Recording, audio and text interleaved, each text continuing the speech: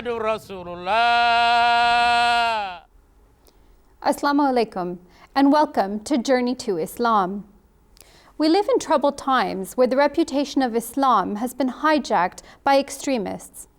Despite this, every year tens of thousands of people join the fold of Islam, particularly the Ahmadiyya Muslim community.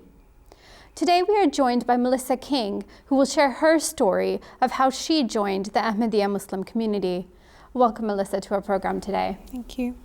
Let's start with just the basics then. How long ago did you convert? I converted around 6 years ago, so when I was 13 years old. You were 13 years old. Yeah. That's quite young. Yeah. And what was your family background before then, before you converted? What was the religious background of your family, yourself? We lived in quite a pluralistic household, so my dad was an atheist, or is an atheist, and my mum's a Christian, C of E, Church of England. So we lived in a household where there was lots of different ideas about beliefs and such. We're introduced to the community through your sister. Yeah, that's right. How was that? Can you talk a little bit about that? So my sister's a little bit older than me, so she converted when I was quite young. So I kind of feel like that was my introduction to the community from quite a young age. So my first memory of the mosque was when I was 7 years old, going to Tahajjud prayer at the mosque, and that was my first exposure that I remember to the mosque and the community and the sisterhood there. Speaking to you, it seems like the community has always been a part of your life in some way or another. It feels that way. It feels like I was kind of brought up into the community already. It didn't, even though my conversion was a massive part of my life, it felt like quite a natural transition. Okay. And what about your sister? How long ago did she convert? How did that come about? She converted around, I think it's 13 years ago now. So quite a while. She's well integrated. And do you remember the period of kind of before her conversion and after her conversion, or were you too young to remember that? I think I was a little bit too young to remember, but I remember soon after she converted, it was around 9/11, and when she adopted wearing the veil to work, she actually worked for the Home Office at an airport in our hometown, and that was quite a difficult experience for her because that time there was a lot of Islamophobic things going on in the media. Right. So, and how did you react to that? How did you feel about that? All of a sudden, she's your sister, you're used to seeing her in a certain way, and now all of a sudden, something like conversion may be something within, but all of a sudden she's wearing a hijab, and you can see that visually. How was that for you? I think it was quite a natural transition because it was something that she'd been studying for quite a while. She'd delved into other faiths and other religions and studied them, and Islam, Ahmadiyya, was what she found best suited her. So it felt quite natural, it wasn't strange. Okay, and then what about yourself then? How do you remember yourself becoming more interested or more involved within the community? I think it was a very gradual process from when I was quite young, as I said before, when I was 7, when I first remembered going to the mosque. And then from then on it was very limited contact because my sister grew up and married and left. She didn't leave the country, but she went to the other side of the country. So it was kind of, it was limited at that time. But then I got to know people within the community, and that's when my contact became more sustained. Okay. You've talked about, you've told me about attending conventions, annual conventions. You've talked to me about coming to the mosque for events and things well before your conversion. What was that like for you? What was that experience like? For me, the Jalsa, the annual convention, is something that really, really drew me to that sisterhood and that unity that I could see, and I haven't found that anywhere else, even to this day. So I think that's definitely a big factor of what drew me to Ahmadiyya in the first place. And it's like seeing that unity in a mosque, but on a grander scale, because there's thousands of people there together for the same purpose. So I think that was definitely a big part of my conversion. And was your family accepting of you attending these events? Were they with you? Was your sister taking you? What was that dynamic like at that time? I think my parents were supportive because they'd been through it all with my sister before. She'd already converted for many years prior to when I was interested. So I don't think they were that surprised, to be honest. They might have been a little bit surprised that I was quite young, but other than that, I don't think they were that surprised. So you didn't face any opposition or anything from them? No, not from my even parents. before your conversion, to even just attending events with her? I think any parent would worry if their child went into a place that was a bit foreign or unfamiliar to themselves. The mosque wasn't somewhere where they'd particularly been going themselves. So I think that was a bit natural for them to have a few hesitations here and there, but nothing that they did ever stopped me from going, and they never held that against me. Are you saying it was a time after 9/11, which, I mean, if you look at the current times as well, it seems like a time when parents from the background that your parents are from would be quite cautious, wouldn't they? It was turbulent times then as it is now, and they were never fearful of you going to a mosque or studying further. I think my experience was quite unique because my sister had already been through it all. So I think any apprehensions and fears were already cleared when my sister went through it with them. So with me, they knew that I wasn't being sent off to be a terrorist or anything like that. Yeah. So. You said you converted when you were 13. Yeah. What was that kind of process like beforehand? Were you, I mean, you're obviously attending events with her, but were you interested? Were you spiritual? Was there a lot of spirituality that you were seeking? Or how did you take those first steps to converting? So I think a lot of it stemmed from just me asking questions and being inquisitive about certain things that she did, or any questions that I might have about belief systems and things like that. I would always ask questions, and I think that's where the spark of inquisitiveness came from. And yeah. You told me earlier that your father was an atheist, but he was a very rational person, and that interestingly you think that your interest in Islam and your conversion had a lot to do with that rationality. Yeah. That he was interested in. Can you tell us about that? Yeah, so my dad is still an atheist, and he has beliefs about evolution and science that I hold as well. And I think something about Islam Ahmadiyya is very unique because it merges the two, both science and Islam come together. And I think that's something that can't be seen anywhere else. So that's something that definitely... Okay, so take us through that conversion process. How did you then get to the stage? You said you asked a lot of questions, and that you were attending events and things. Then what? Then how do you take that next step? The process itself was quite gradual, yet it was quite overnight at the same time. It was something that I'd been thinking about for a while, but not something that I thought I would do, the next day.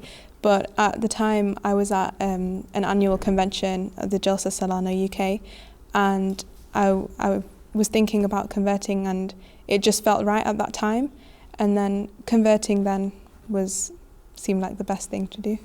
You told me that you had a interaction as well with the Khalifa, Hazrat Mirza Masroor Ahmad. Can you tell me about that? You had written a letter when you were thinking about converting. So prior to me converting, I wrote to him expressing my feelings to convert. And in between, I went to the Jalsa Salana and had actually converted. And then when I came home, I received a reply stating, I'm quite young, it's quite a difficult decision to make, maybe hold off a bit. But I'd already converted at that time.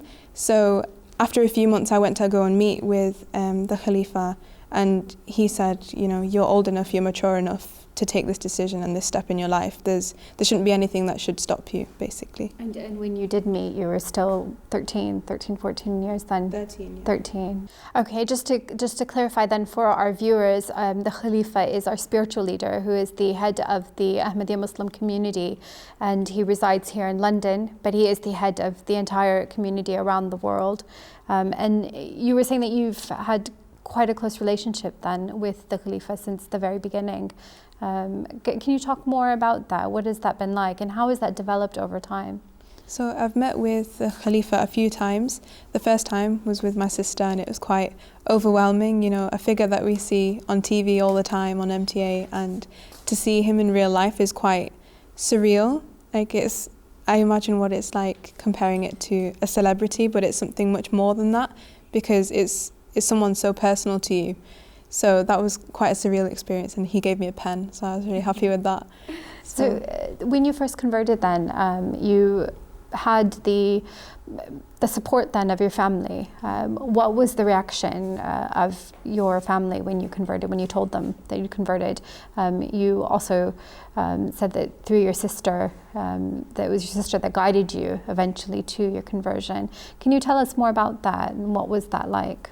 So I think my mum's initial reaction came when I called her in the car from the Jalsa car park saying, I think I'm going to convert, how do you feel about it? And she paused for a little while and she said, well, if it's something that you want to do and it's something you feel strongly about and it'll make you a better person, then I'm not going to stop you, sort of thing. She did express a few concerns about my age and being quite young, but she knows that the Jamaat is something that is quite peaceful. So you'd been at the annual convention, the Jalsa, and you, after being exposed to the community for so long, you were telling me earlier about how your sister had prayed that whole night. Can you tell us about that? Tell us about how your sister guided you through that process at that time. So the night before I took the bed, my sister just asked me a few questions here and there, just general, quite normal questions. And she told me afterwards that that night she spent the whole night praying. She didn't get a wink of sleep, praying on my behalf. And it turns out the day after I woke up with quite a strong conviction that converting was the right thing to do. So, and then I took the bed that afternoon. Okay. And what was the reaction like for your friends, for school? What did the people around you think? My close friends were very supportive because the majority of my friends were Muslim anyway. Okay. I live in quite a mixed area and there were a lot of Muslims at my school, so a lot of them were quite supportive. I did have a few people question my decision, but it's nothing. It was nothing compared to what other people and other experiences that I've heard. So. Okay. Was there anything at that time that really convinced you to convert, that really convinced you about Islam? What was it, other than just asking your sister questions or the people around you? You said a lot of your friends were Muslim, so you were exposed to that. Is there anything in particular that really drew you to Islam, that drew you to Ahmadiyyat in particular? I wouldn't really say there was one defining thing, because it was a process. The whole thing was a spiritual experience that had developed over quite a long time, and there are many aspects of Islam that really appealed to me, such as, you know, the social equality that is mentioned in the Quran, and, you know, wearing the hijab is such a beautiful thing, and that I'd seen many women wear in my community as well. So I think there are many different aspects that drew me to Islam. I don't think I could say it was just one. Okay. What about the hijab? Tell us about that. What was that? What was the process like for you, for when you decided to wear the hijab, and the reaction around you then? I think the hijab for me was a defining point in defining myself as an Ahmadi Muslim, and otherwise no one was to know that I'm Muslim or not. There's no indication there. So I decided to start wearing the hijab straight away after I converted, and I took that into school as well, and a lot of people were quite surprised. You know, it's quite a surprising thing. However, there were a few people that did express their concerns quite verbally to me, but I don't think that's ever affected me in such a harsh way. And I know you had a reaction by one of the schoolmates about the way that you were wearing your scarf the first time. Yeah, I had a very liberal idea of what hijab was in the beginning. I mean, there are many different ways of wearing it, but she expressed her concern because I was showing too much hair, and she was non-Muslim. So I took that on board straight away and adapted a different way of wearing a scarf. Was it easier for you because your sister had made that change herself? So then was it easier for you personally, and then maybe also easier for your family to see you adjust to that? Yeah, I think my sister is a big role in this whole conversion for me, because she was the first in the family to do it, and she's very much a role model for me. She also wears the hijab and made a lot of things in the conversion process a lot easier. So. And what about you mentioned to me that you have another sister as well, who is not a Muslim, along with your parents who aren't as well. What is that family dynamic like? Can you talk to us about that a little bit? And you know, on the one hand, you've got two sisters who are Ahmadi Muslims, and then the three members of your family that are not. What is that like for you? I think a lot of people would think it would serve to divide, but actually I think it unites us all. You know, we're all unique humans and individuals with different beliefs, but I think that makes us stronger as a family. We're able to have open, quite heated debates sometimes, but I think that's really healthy in a family relationship, to be able to challenge each other's ideas and to be able to have open conversations like that and spread each other's ideas as well. So. Was there some kind of change in you? Do you think that there was a not just a visual change in what you were wearing, but a change in your personality, a change in your character that your family or even your friends saw in you once you had converted? Or even maybe not right when you were 13, but over the time since then, that being an Ahmadi Muslim has made in you?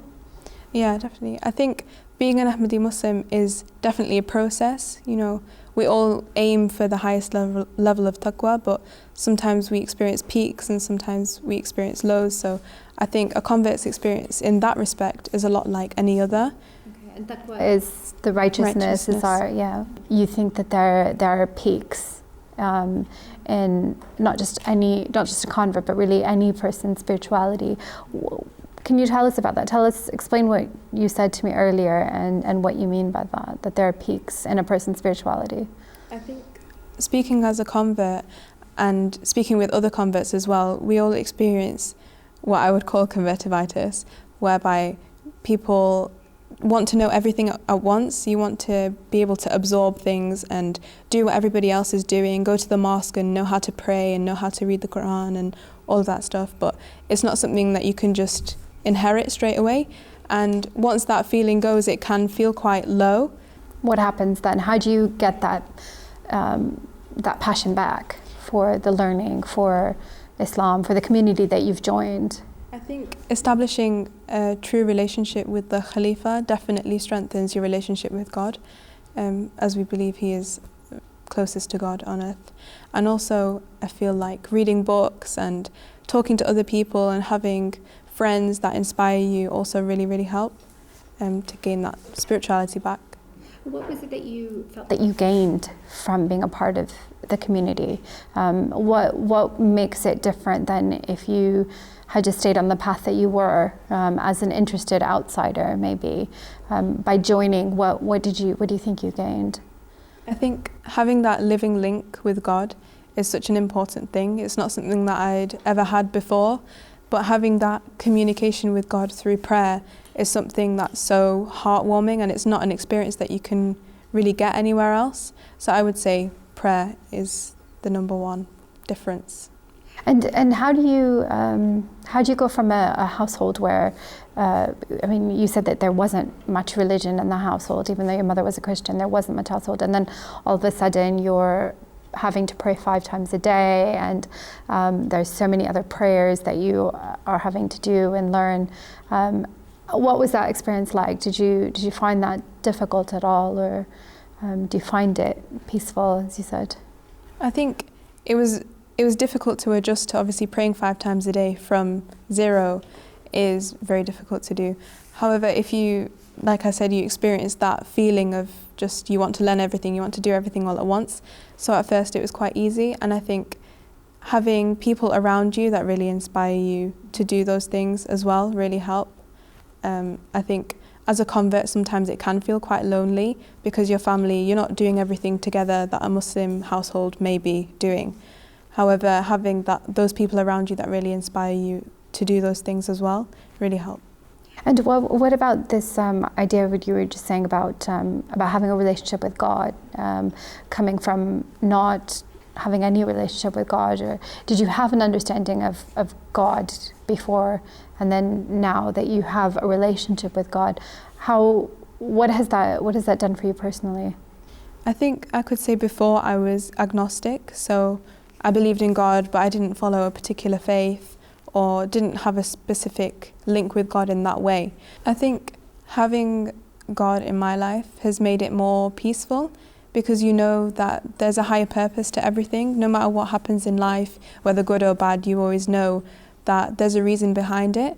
And having that peace of mind and that peace of heart, knowing that you can leave things with God and not everything is actually in your control, is quite peaceful, that you could just let go of certain things. Do you think that it's possible to find that without Islam, without Ahmadiyya, to have that relationship with God? I think it's definitely possible to be spiritual, but I think it's quite difficult to achieve that level of communication with God through praying for certain things or invoking on God's attributes through his names and things like that. I think only then can you appreciate God's blessings. We're obviously living in very troubled times. There's so much chaos in the world, and Islam is being attacked from every which way. How does that make you feel, and how do you face that, knowing that this is something that you yourself have chosen to be a part of? I think Islamophobia is a very real thing that happens. It's on the increase in the UK for sure, and in London as well. But I think dealing with it, it's just being who you are and identifying as how you are comfortably and openly as possible, not to enforce your way of dress or belief on anybody else. But I think it's just to remain strong and remember the reason why you do that. Have you faced any Islamophobia? Have you faced any negative? Not to the extent that other people have. You know, I have a friend that soon after the 9/11 attacks, she was a young girl in high school, and her and her sister were recipients of a quite violent attack by a man that just, you know, abused them on the street. And hearing things like that, it makes you quite scared to be quite openly identifying as a Muslim. But we can't live in fear. But going back to this image of Islam that people seem to have, I mean, obviously after 9/11, when you were young and you were beginning your journey towards Islam, and now the image that people have, and you've joined Islam, you've converted. What have you found to be the case then? Do you find that any of these kind of images that are being portrayed, do you think there's any truth to them, or what do you think? I think being an Ahmadi has enabled me to distinguish between people's actions and people who identify as Muslim, but their actions are not Islamic, and the teachings of Islam in the Quran and of the Holy Prophet ﷺ himself. So I think it allows me to make that distinction that wasn't there before. Having been through this whole journey from the beginning, and it seems like the community, it seems like Islam has always been a part of your life. What advice would you give to others that are seeking something, that are on that journey and maybe haven't reached that conversion point, or have? What would you say to them? What would be your advice to them? I would say everyone's on their own journey. You know, definitely don't try to compare yourself with other people, because good things never come from that. However, I definitely think, you know, seeking a good company really helps you to be inspired on a daily basis, and also engaging with the literature that's available as well really helps you to think more positively. Okay, Jazakallah, thank you very much for your time, and thank you so much for sharing so much of your life with us and with our viewers today. I think we've learned so much from listening to you, and we thank you for joining us. And to our viewers at home also, thank you very much for joining us for another edition of Journey to Islam. Join us again next time when we talk to another convert to Islam, Ahmadiyyat, and we talk more about their lives and how they converted. Thank you very much. Assalamu alaikum.